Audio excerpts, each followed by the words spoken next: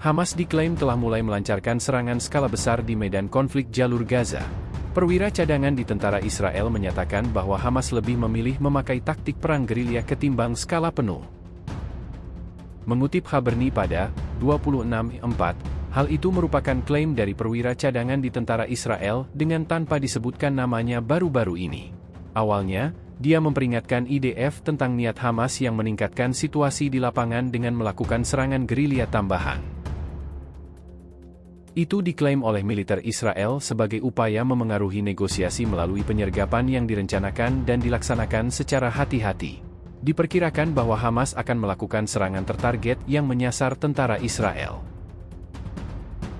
Menggunakan taktik yang mencakup penyergapan kompleks yang melibatkan tembakan penembak jitu, peluncuran rudal anti-tank, peledakan alat peledak, dan kemungkinan serangan langsung ke lokasi militer. Dengan begitu, menurut perwira tersebut Hamas menghindari konfrontasi skala penuh, dan lebih memilih taktik perang gerilya, yang telah lama digunakannya.